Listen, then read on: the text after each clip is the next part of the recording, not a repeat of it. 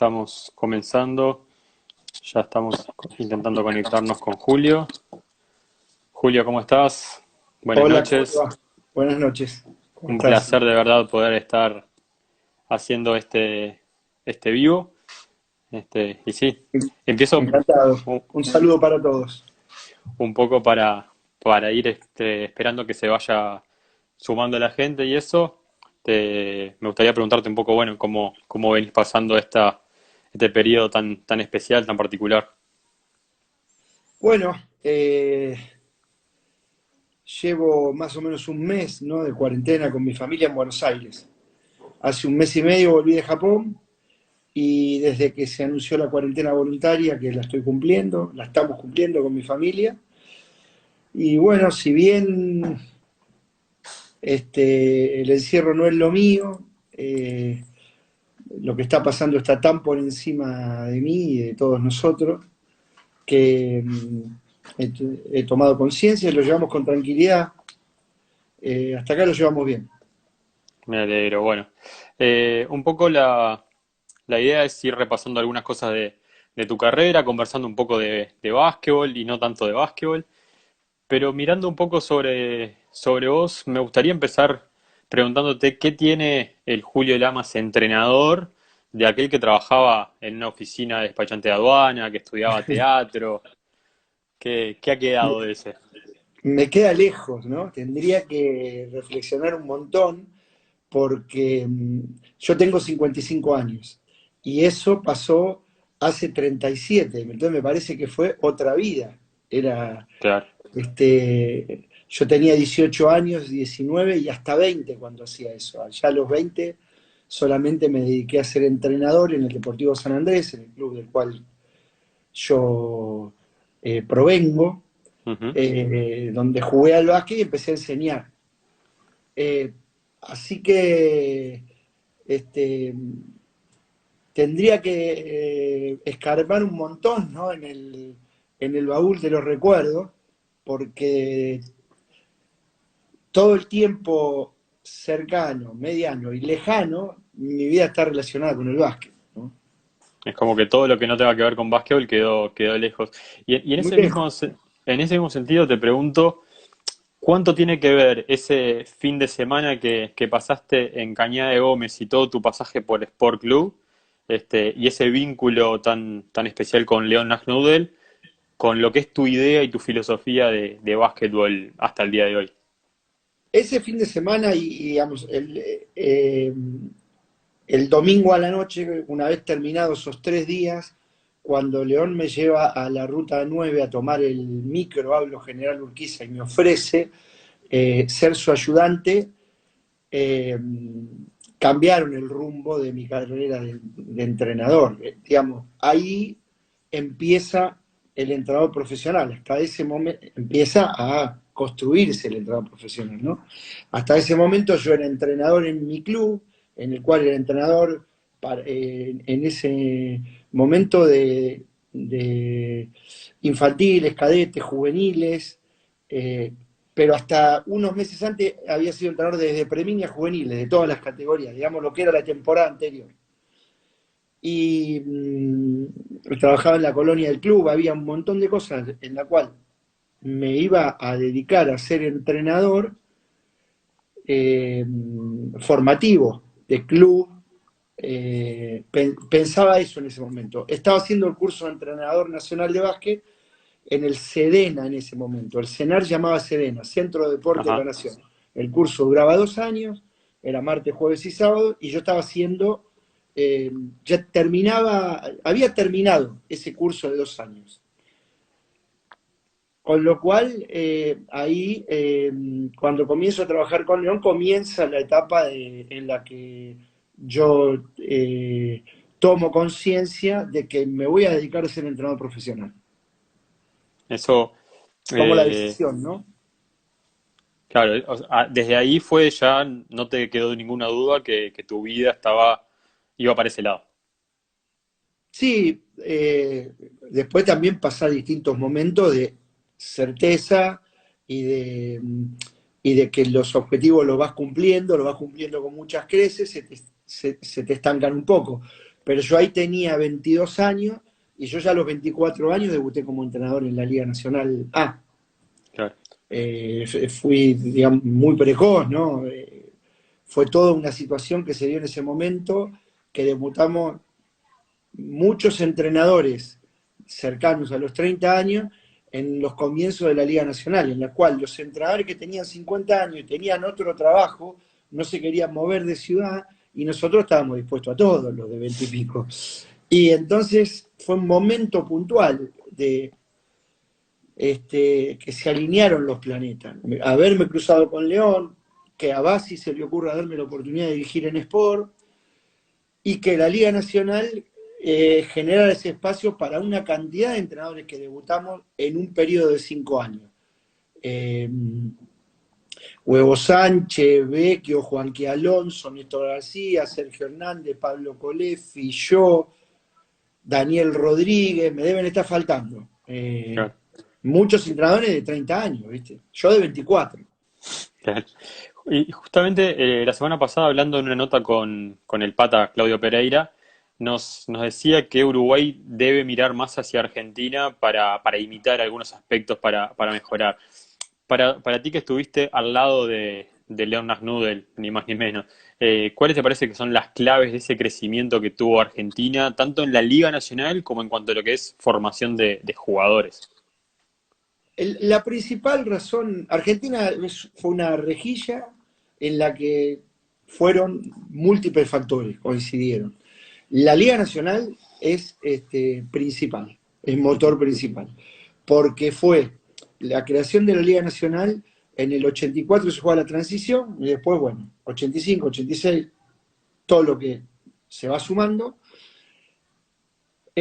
nos convertimos los jugadores y los entrenadores en profesionales de dedicación exclusiva eh, y pasamos de entrenar todos los días a la tarde, a entrenar doble turno, de entrenar 3 veces por semana, a entrenar todos los días doble turno, y a competir los mejores con los mejores a lo largo de 9, 10 meses. Entonces, fueron pasando cosas, ¿no? Eh, por ejemplo, cambiar en la manera de entrenar, cambiar en la manera de entrenar los físicos, la competencia que la Liga Nacional fue federal, hizo que jueguen los, digamos, los 16 mejores equipos. Hasta ese momento nosotros teníamos un torneo en cada región, había 100 equipos en primera división, no se sabía lo que era. Bueno, los 16 mejores equipos juntaron a los mejores jugadores, los mejores entrenadores y competían durante 9 meses. Esa es una razón, la Liga Nacional es principal razón. Acá siempre hubo una escuela de básquet, eh, siempre hubo buenos jugadores, pero la Liga nos convirtió a todos en profesionales de dedicación exclusiva.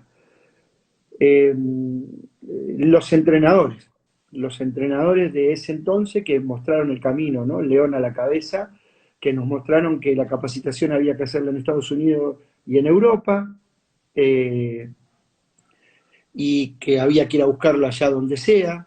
Eh, Traían, digamos, yo era un entrenador pibe y acá se hacía el stage internacional y venían entrenadores de la NBA, los mejores entrenadores de Sudamérica, venían los mejores entrenadores de Europa, eh, todos los años venía alguien, podían pasar 2 años y eso lo promovían los entrenadores, con lo cual aprendíamos, nos capacitábamos permanentemente.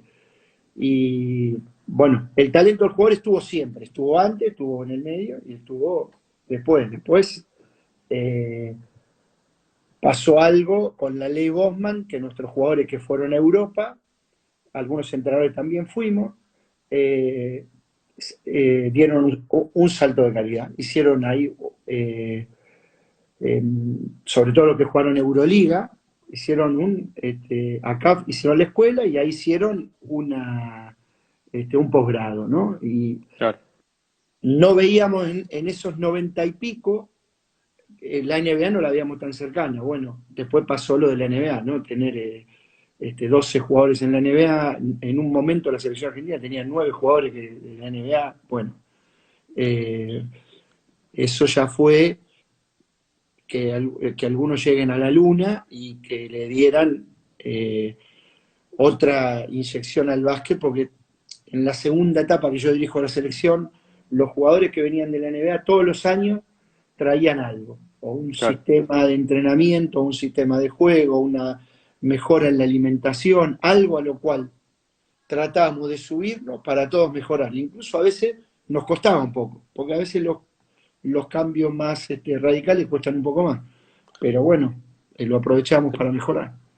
Eh, si yo no lo tengo mal entendido, no sé si es por la juventud de esos entrenadores que me decías o por qué motivo, por inquietud mismo, pero por ejemplo en tu caso, cuando fuiste a hablar la primera vez con León, era interesado en irte a Estados Unidos a estudiar, después también tuviste la chance de irte a España a dirigir y otros entrenadores algo parecido.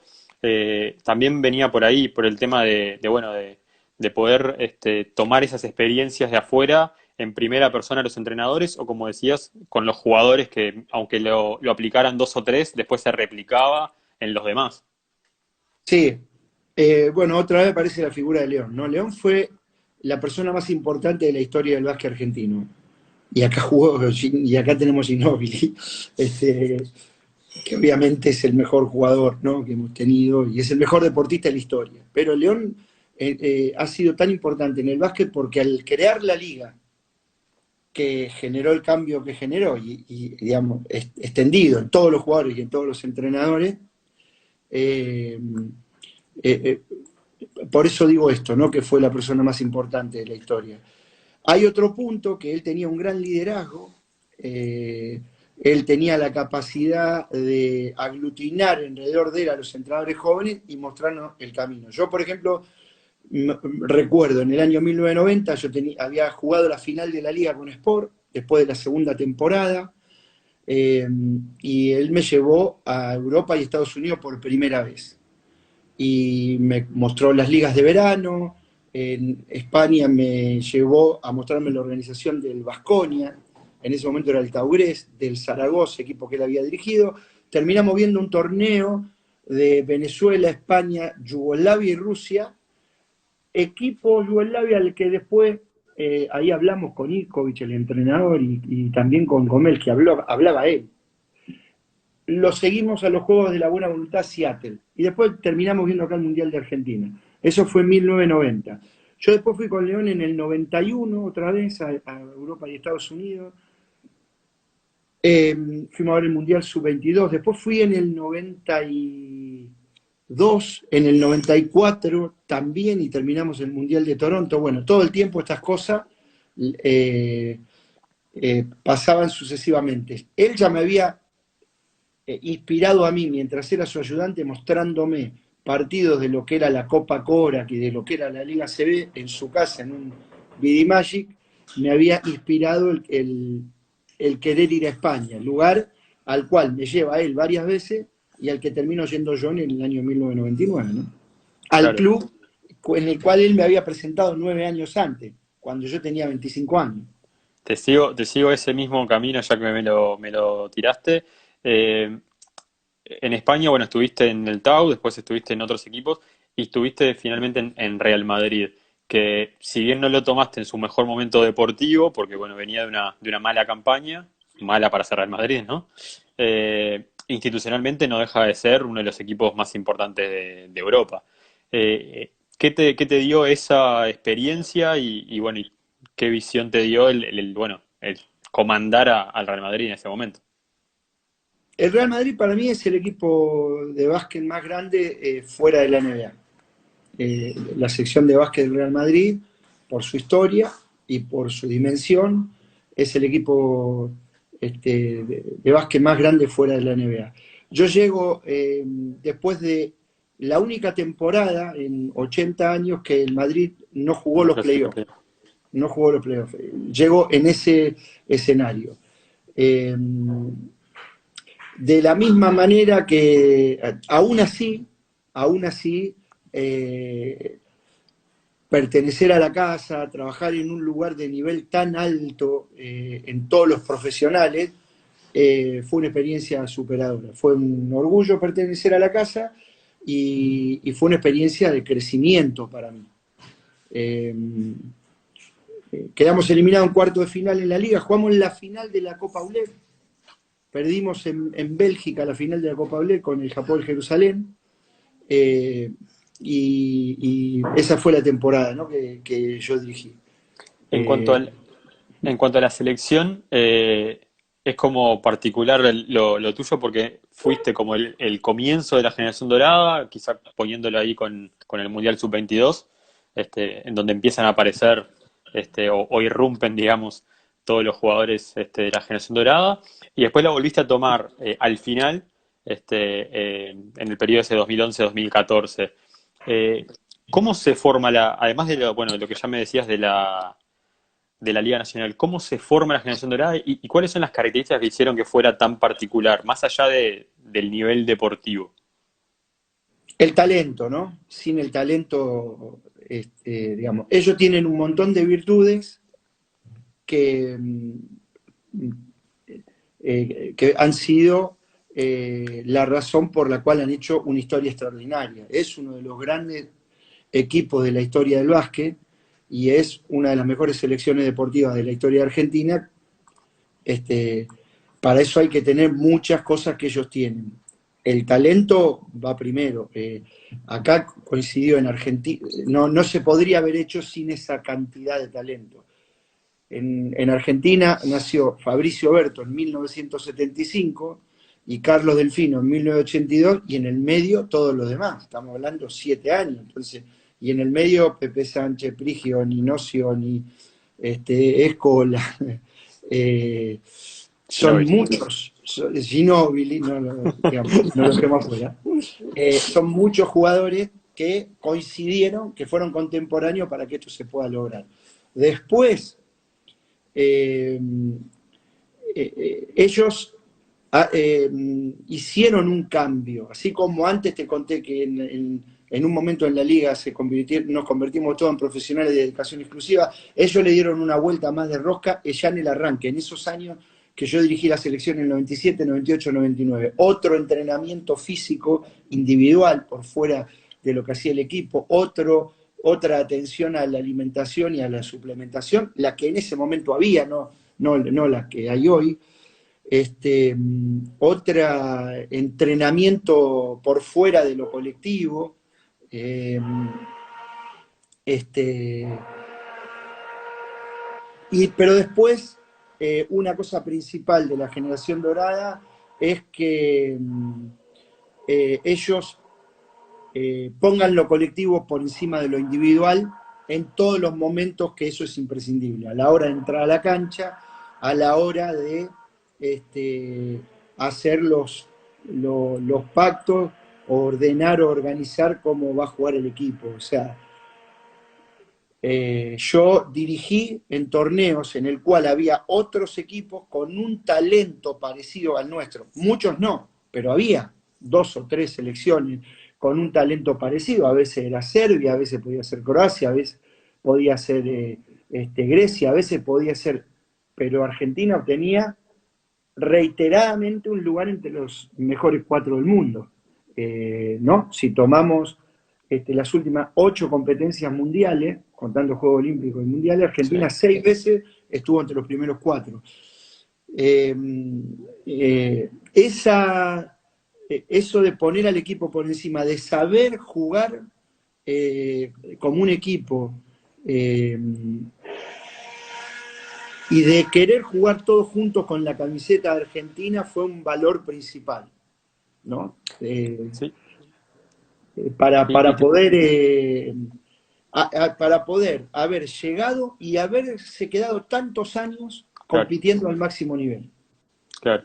Y de ahí te vuelvo al tema de los entrenadores, porque en realidad en tantos años fueron solamente, o siguen siendo hasta hoy, solamente 4 entrenadores, este, pero también con la particularidad que por lo menos vista de Uruguay resulta extraña, de haberse ayudado mutuamente, ¿no? Mañana asistente tuyo, bueno, el Oveja y tú en ambas combinaciones, digamos, este, e incluso mantener un proceso más allá de situaciones extradeportivas, incluso de la Confederación, momentos complicados de la configuración, de la Confederación. Sí. ¿Cómo se explica el haber sostenido ese proceso o qué es lo que logran, lo que lograron en ese periodo como para sostener ese proceso? Bueno, yo tomo el equipo en el año 97 y el equipo se lo habían ofrecido a Mañano, no a mí. Pero Mañano no lo acepta y se queda en Atenas. Yo tomo el equipo y le ofrezco a Mañano ser el segundo entrenador, que obviamente Mañano era un par mío, no era un asistente, era un entrenador del mismo nivel que el que tenía yo en ese momento. Y hacemos juntos la etapa que hago yo, ¿no? 97, 98, 99. El equipo en el 99, hay 9 de los 12 la medalla de oro que juegan en el 99. Ya entra el cruz, la totalidad del equipo entra. Eh, Se queda Rubén. Eh, y hace el histórico, ¿no? Digamos, el momento más alto, que es la final del mundo El Juego Olímpico. y el campeón y la medalla de oro. Eh, Cuando viene Sergio, él me invita a mí antes, un año antes de Beijing 2008, pero bueno, eh, en 2006 no, él me invita en el 2007, bueno, no se puede dar, yo lo acompaño en Beijing 2008.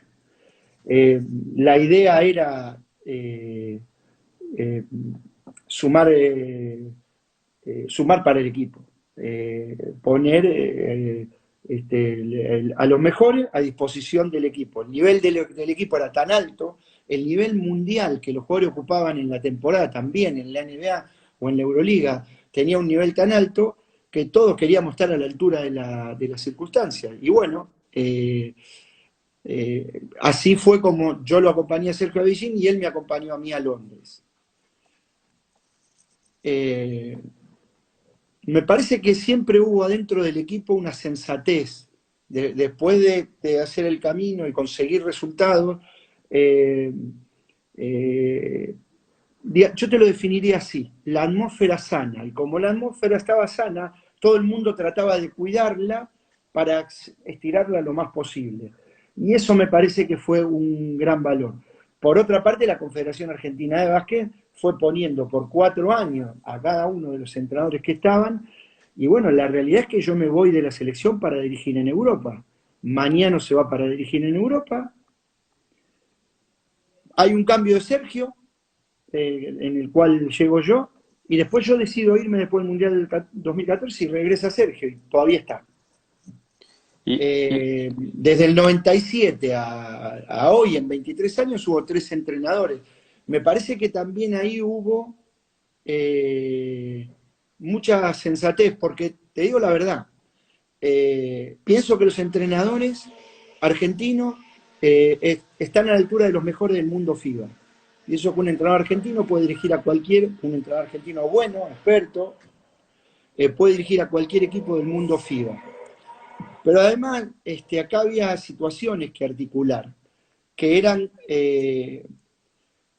que los jugadores que jugaban en la NBA vivían una realidad durante toda la temporada, incluso los de los equipos Euroliga, y acá en el básquet doméstico teníamos otro medio, otra logística, otra estructura, y que había que articular a veces el mundo en el que esos jugadores vivían con el que se vivía acá y con el que los dirigentes federativos vivían acá. Con lo cual, esa tarea que hacíamos los entrenadores para que todo funcione y para que se mantenga la armonía y lo colectivo y la atmósfera sana, eh, terminó siendo muy importante también.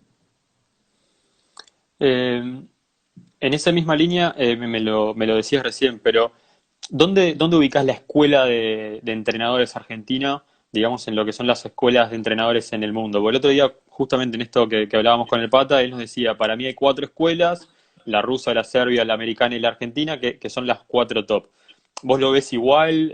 ¿Ves alguna otra? Yo respeto, ¿no?, lo que dice el Pata, y estas cosas siempre son buenas conversarlas, ¿no? Y escuchar. Eh, la americana, no hay discusión alguna, ¿no? No. Ellos están adelante de todo y es al final del día donde hoy todos nos capacitamos. Yo hice todo un recorrido capacitándome que te conté apoyado mucho desde el 90 hasta el 99. Iba a ver entrenar a Ikovic, a Messina, a Obradovic, y cuando en el 99 me invita a San Antonio y estoy un mes, a partir de ahí, el lugar principal del que siempre nos capacitamos todos es el básquet americano. Ujú. La escuela americana, por supuesto, recontra reconocida. La escuela serbia de entrenadores es recontra reconocida. Ellos tuvieron y tienen un papel fundamental en la gestión del básquet serbio. Ellos decidieron, mirá, yo dirijo el Mundial 98.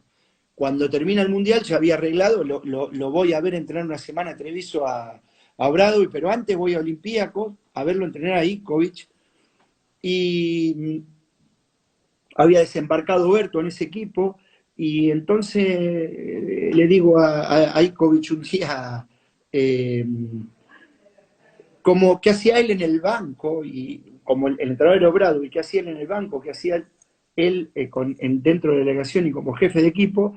Me dice, bueno, yo soy directivo de la federación y yo soy el que puse a Obradovic. Entonces, hay una injerencia de los entrenadores en el básquet serbia Claro. absoluta. Escuela americana, escuela serbia, escuela española, escuela argentina. Para mí esas son las cuatro grandes escuelas. La rusa, el Pata la debe conocer más, ha tenido jugadores a los cuales he estado visitando últimamente. No tiene el mismo nivel de entrenadores destacados en el mundo Rusia que Serbia, Claro. ni que España, ni que Argentina. Hablando de entrenadores argentinos, es muy difícil hoy en día desde Uruguay no preguntarte por Rubén Mañano, pero especialmente ¿cómo ves, qué crees que puede aportarle él a Uruguay en este momento ahora como director de las selecciones nacionales, que es el rol bueno, que comenzó a desempeñar hace poco? Mañana en plenitud era uno de los mejores entrenadores del mundo. Lo que él hacía con el equipo en la cancha, entrenando y después en partido, lo llevaba al equipo muchas veces en su carrera, pasó, a veces con un club, muy visible con la selección, a su mejor versión de ejecución colectiva. Rubén siempre fue muy estudioso de su equipo y del rival y de cómo había que jugar al básquet colectivamente, y nunca le tuvo miedo a nada y nunca puso excusa, Rubén. Sí, yo compartí cuerpo técnico, Rubén Ujú. siempre le parecía que podíamos ganar el próximo partido. Entonces, eh, un crack, un entrenador de primer nivel mundial en plenitud. ¿Qué le puede aportar al Vasco uruguayo ahora? Su experiencia. Él tiene conocimiento, él tiene experiencia, él sabe las cosas que le hacen bien y mal a un proyecto para tratar de crecer. Cómo se desarrolla un jugador, él lo sabe en lo individual, y después cómo se lo pone todo junto a jugar. Eh, es, este, Está claro. es serio, es un experto. Volviendo un poco a la Liga Nacional, bueno, tuviste varios jugadores uruguayos, principalmente en Obras, donde en ese primer pasaje tuviste a Martino Simani y después también a Fittipaldo y al Pica. Eh, ¿Qué te dejó esos jugadores uruguayos y qué característica le encontrás al jugador uruguayo que quizá pueda diferenciarlo en general o pueda ser como algo particular? Eh, bueno, como entrenador de la liga, cuando tuve jugadores uruguayos, eh, no, una vez que, sin quitarle, por supuesto, su identidad, para mí eran jugadores argentinos, o sea, eran locales. O sea, no veo una diferencia grande entre un entrerriano y un jugador de Uruguay en cuanto a lo que somos nosotros culturalmente y socialmente. O sea, en cuanto a cualquier conversación que podamos tener, socioeconómica, cultural, etcétera, etcétera. Con lo cual es muy familiar, eran esos jugadores. ya hablando de cada uno de ellos individualmente, respetando la personalidad y la identidad de cada uno, Martino Simani fue un jugador, cuando compartí con él en obras, eh, que amaba el juego eh, profundamente. Incluso a veces sufría parte de ese amor en el cual eh, me hubiera gustado ayudarlo más a que en ese tramo lo disfrutara eh, más. Un jugador defensivo, una estrella defensiva. Con Obra ganamos 2 campeonatos por la tarea defensiva de Osimani sobre el jugador principal de Piñero, ¿no? El anotador lo borró de la cancha, lo quitó, ganamos la Liga Sudamericana y un torneo cortito que hubo que fue la Interliga, pero la Liga Sudamericana, que era en ese momento el torneo, un torneo muy importante, ahora lo es importante, en ese momento era más, porque la Liga de las Américas llegó una edición a ese Ujú. momento, eh, y un jugador muy eh, trabajador, muy comprometido, capaz de darlo todo, ¿no? Ahí Eh, va. el mejor recuerdo tengo de Martín, el mejor. Mira, te voy a interrumpir un segundo ahí, pero no sé si lo vas a poder escuchar, pero justamente hablando con Martino Simani hoy, va a ser un poquito más desprolijo, pero vamos a intentar que salga lo mejor posible, a ver si podés escuchar lo que él nos contaba. Y antes de la primera práctica, Julio se sienta a hablar conmigo y lo primero que hace es hablarme del proceso del equipo y me dice que él no me va a juzgar en lo más mínimo porque el proceso para entrar a un equipo y el tiempo de adaptación de los jugadores a un equipo y los equipos de él probablemente con mucha información táctica me iba a llevar entre 45 y 60 días de adaptación, que es lo que él estimaba. En ningún momento me iba a poner metas de a partidos, que no le iba a interesar mucho cuántos puntos hiciera o cómo saliera el equipo en esos momentos, que no me estrese por eso, que lo que sí ponga atención sea en incorporarme humanamente al grupo y me desarmó por completo. Me aflojó, me abrió las puertas a ser yo mismo y a meterme a mi tiempo dentro del equipo. Y a su vez me mandó el mensaje fundamental de que acá lo primero que importaba era el equipo y las metas del equipo. Eso era un poco un resumen de lo que nos decía Martín. Bueno, nos habló prácticamente 10 minutos de eso. Solo te digo las últimas dos palabras que fue lo que escribió en la charla que tuvimos, que terminó diciendo crack mundial. Eso fue el resumen que nos hizo. Pero bueno, vos hablabas de que te hubiera gustado que disfrutara. Creo que un poco por lo que él dice fue lo que se logró. Sí, sí, a su manera, claro que sí. No, pero yo creo mucho cuando hay tiempo de trabajo juntos y se construye cada temporada y que todas las cosas se pueden mejorar y arreglar entre las personas, ¿no? Y crecer. Eh, Estuve con Martín ese tiempo, ¿no? Y en ese tiempo él se convirtió en líder del equipo, él fue este, un capitán sin serlo, una persona que llevaba la iniciativa dentro del equipo. Él hacía jugar, jugaba y hacía jugar y tomaba principales responsabilidades.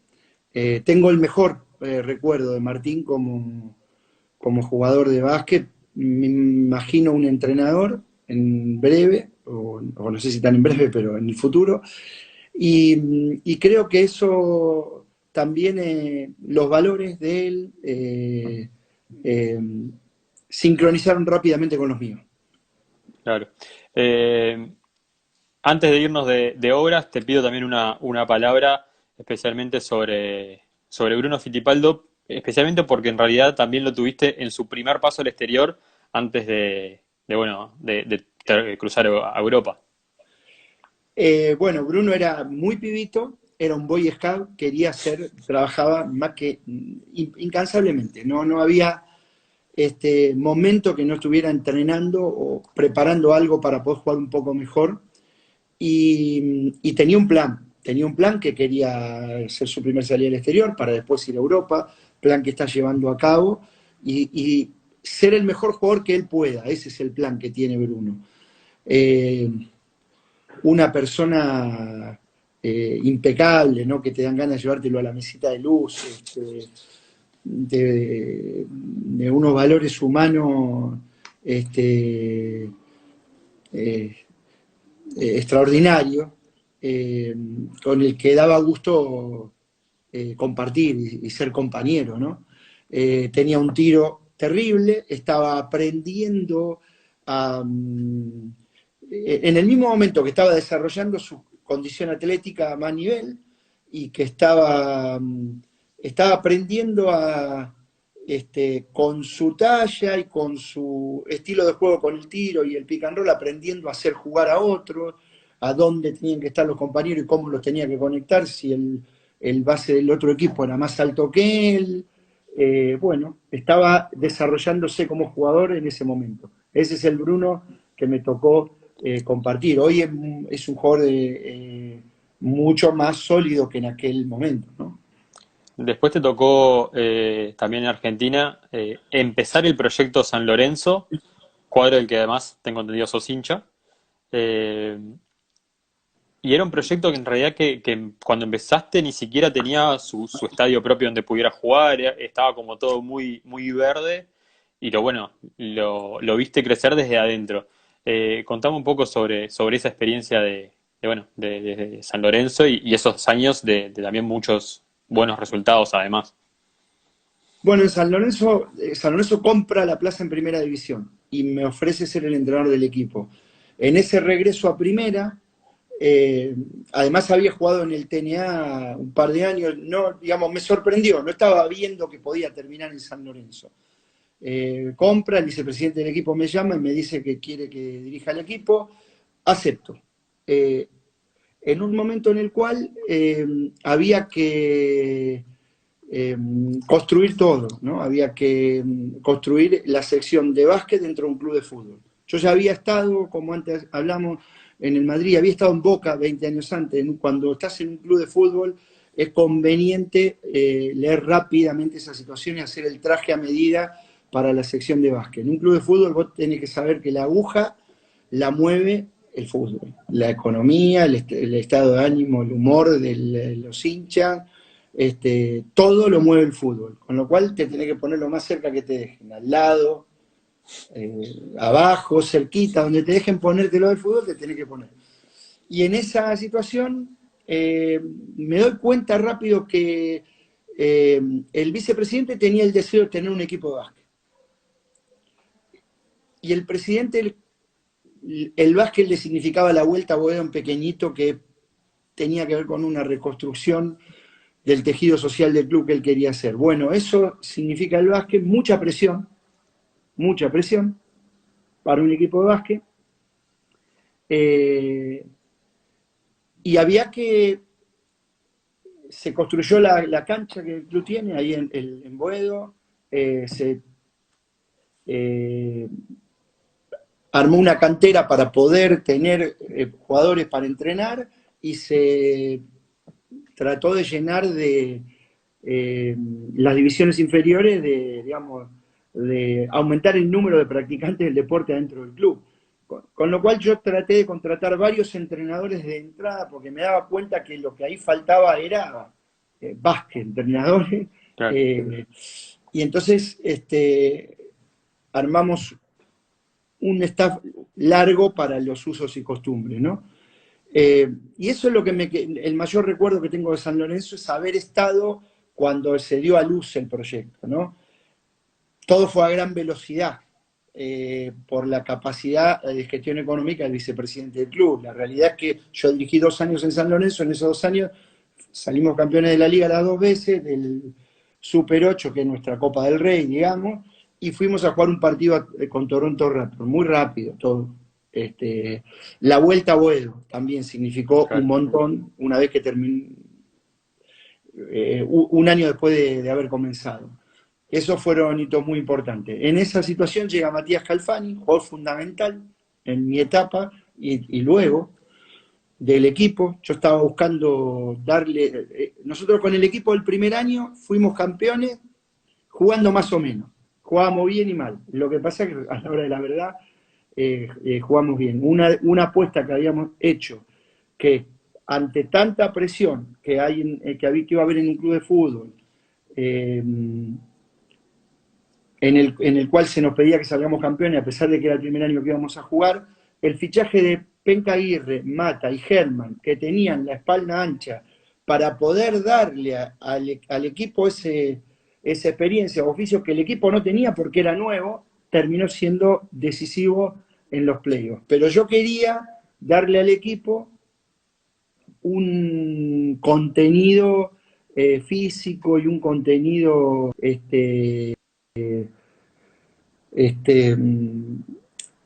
quería armar un equipo más joven, más estable en el tiempo. Y se juntan la llegada de Deck y de Calfani, y nosotros jugamos mucho tiempo con Mata, Deck, Calfani, y jugábamos un metro arriba del aro, cosa que en nuestra competición hacía una diferencia. Nosotros, el equipo defendía durísimo, y cuando presionaba mucho el balón, subía la línea de pase y subía defensivamente la presión, ¿no? Los triángulos defensivos los ponía alto, nosotros hacíamos equivocar al rival y anotábamos mucho de contraataque. Cierto que con el contraataque o la transición hacíamos mucho daño.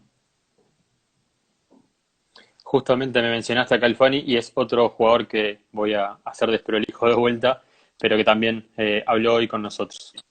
El momento que recibí la noticia de que iba a jugar para San Lorenzo, me llama él, y fue la primera vez que estuve hablando con él. Estaba con mi señora por entrar al estacionamiento de shopping, me acuerdo, y no podía hablar de otra cosa que no fuera de eso. Confió mucho en mí, me dio mucha confianza, me dio mucha libertad para jugar, me enseñó muchísimo, me ayudó a cómo administrar quizás mi energía, en qué momento y cómo hacerlo. La verdad que fue muy importante en ese punto para mí. Y después lo que sí puedo hablar que me sorprendió, porque no lo conocía, era como ser humano, como persona. Siempre brindándome su apoyo, siempre brindándome su consejo. La verdad que me ayudó mucho para cuando llegué a Argentina y más aún cuando llegué a Japón.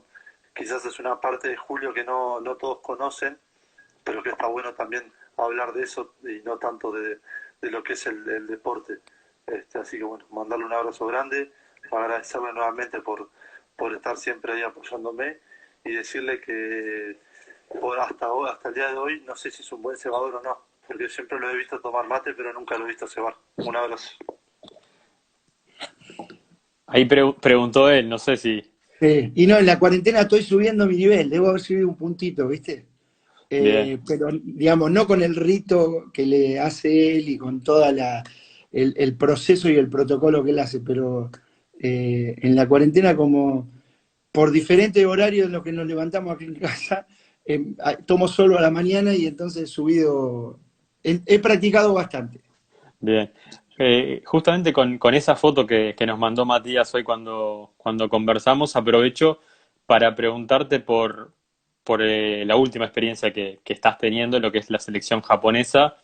Eh, Primero, ¿qué te llevó a tomar un desafío tan particular cuando en San Lorenzo eh, parecía bueno, que se iba a poder seguir ganando como pasó y creciendo deportivamente? Y más en una cultura tan distinta, o sea, y que no tenía o no tiene todavía la tradición basquetbolística bueno, que puede tener otros desafíos que habías tenido. Bueno, primero decir de Matías, Matías para mí es una estrella defensiva del básquet latinoamericano. En lo que él hace 1 contra 1 y 5 contra 5 es un jugador destacadísimo. O sea, hace un montón de cosas. Al jugador de él lo acosa y muchas veces lo frustra o lo seca. pero en las situaciones de 5 contra 5, muchas veces las segundas acciones de bump, de congestión, de finta, de cosas que hacen que suba el nivel defensivo colectivo. No para de jugar sin la pelota nunca, con lo cual hace al equipo mejor, ¿no? Tiene cosas que de Fabricio Oberto con eso, sin la pelota, ¿no? A veces algunos dicen, mirá Calfani, qué suerte, estaba solo ahí. No, no tiene suerte. Él va a la espalda de los defensores, él va ahí, corre todo el tiempo, sabe jugar, eso sabe jugar. Eh, Así que, bueno, pienso que es un gran jugador de equipo, un jugador que me gustaría siempre tenerlo en mi equipo. Bien, Japón. La verdad que fue una apuesta distinta, ¿no? A un lugar para nosotros ajeno, distante, desconocido, que no es familiar. En primer momento le contesté que no, cuando me vinieron a hablar. El director deportivo se llama Tomoya Gallino, me llama por teléfono para hablar y le digo, bueno, hablemos por acá, yo que sé, no quiero ir porque quiero hablar personalmente. Bueno, vení, viene, se instala 3 días en un hotel, tuvimos 3 días de reuniones, me preguntó qué veía, pues me dio partido, antes me los mandó, yo miré los partidos que había jugado Japón en República Checa en una repesca para el Juego Olímpico, ¿no? Que perdió los 2 partidos por 40 y 50 puntos. Bueno, yo miré esos partidos. ¿Qué veía? Y mirá, la realidad que cuando estábamos con Martino Simaji en obras, en el 2011, esta persona me vino a ver entrenar una semana. No era director deportivo de nada. Ahí era un entrenador de un equipo de Japón cuando tenía 2 ligas. Y estuvo una semana viéndonos entrenar. Después hizo un máster en gestión deportiva, lo terminaron nombrando director deportivo de la federación y él me viene a contratar, ¿no? La vuelta de la vida. Y le digo que no.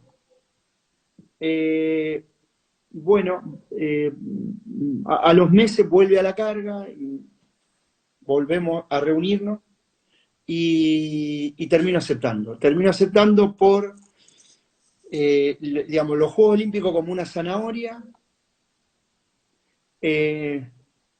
Lo que él me fue contando en esas 2 etapas de el proyecto que allá en Japón se llama Akatsuki 5. Akatsuki quiere decir amanecer. Amanecer 5. Ellos querían lograr un resurgimiento del básquet de Japón. Quieren lograr. Japón había estado 44 años sin estar en los Juegos Olímpicos, 21 años sin clasificarse a los mundiales por propio. Tenía 2 ligas. Japón estuvo hasta noviembre del 2016 suspendida, intervenida la federación. Y la persona que manejó el fútbol durante 20 años tomó el básquet y puso una presidenta en la federación y un presidente en la B-League y comenzaron la B-League. La B-League lleva 4 temporadas, la Liga de Básquet de Japón.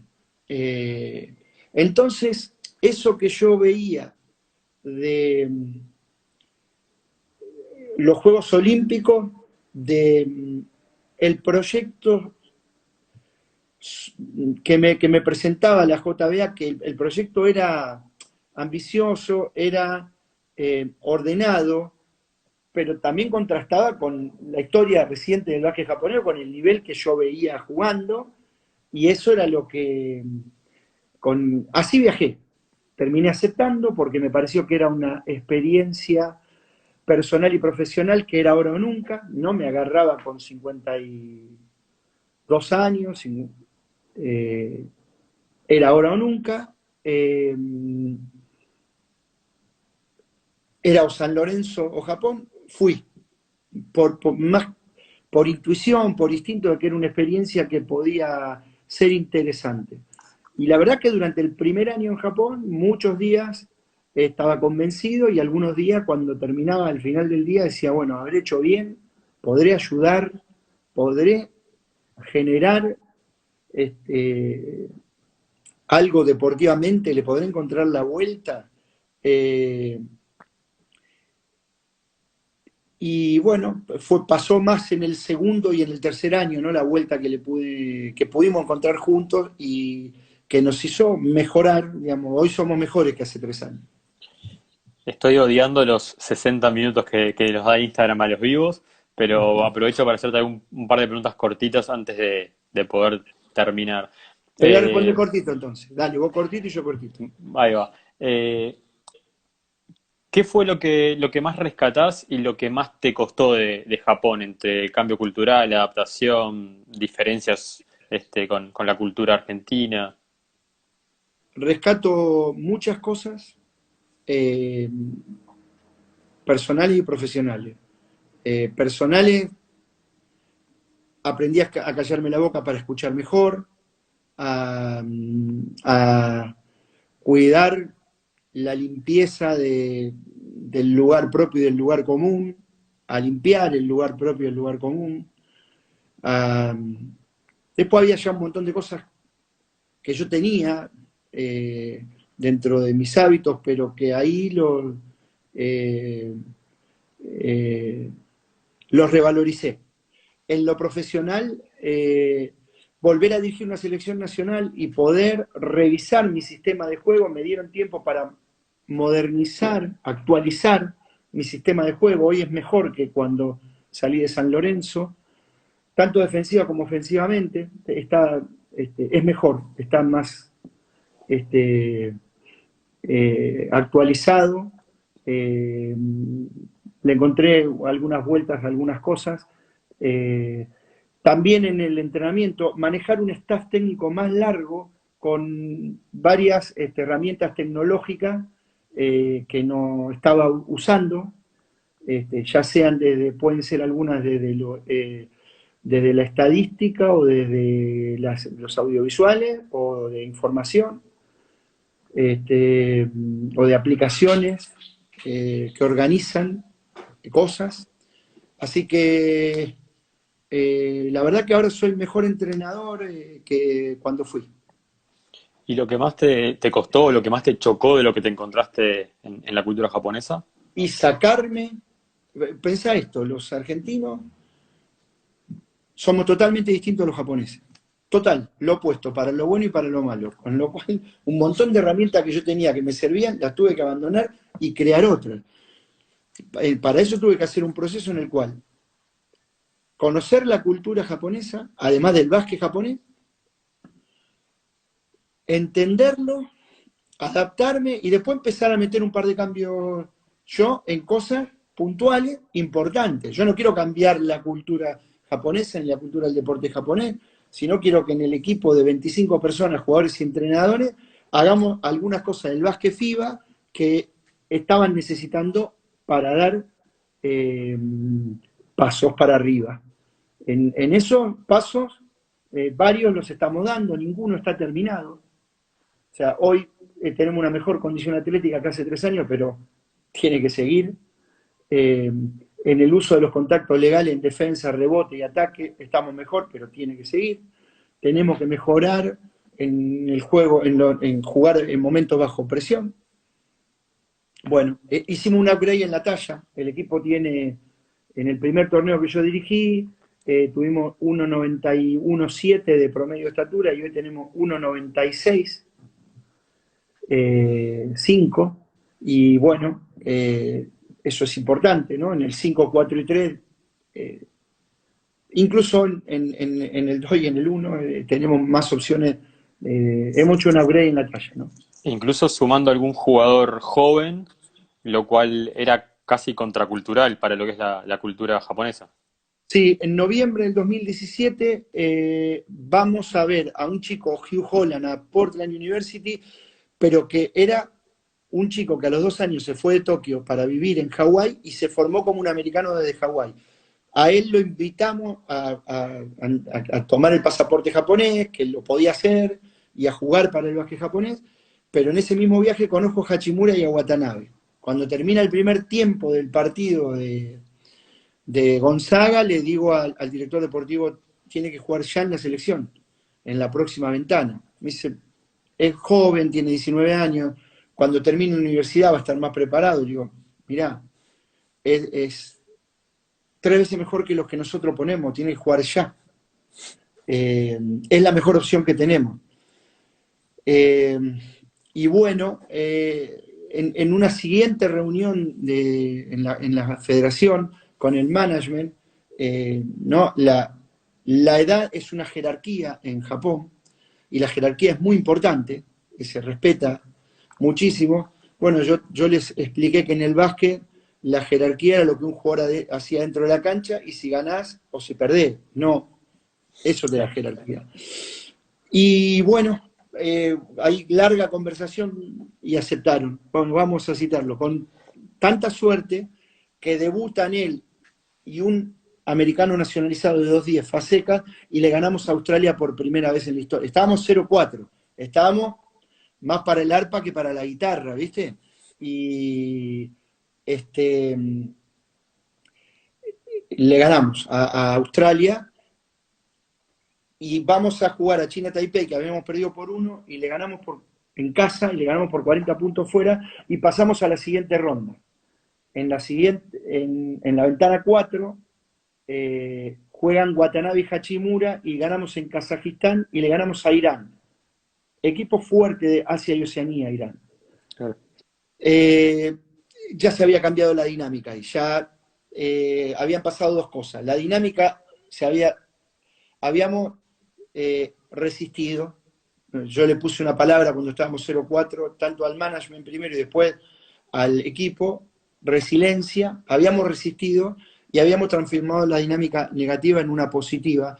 Y sobre todo, cuando termina el partido 4, había en el entorno del equipo la certeza de que Hachimura y Watanabe eran el nuevo básquet de Japón, para el cual Akazuki Fai comenzaba un camino nuevo.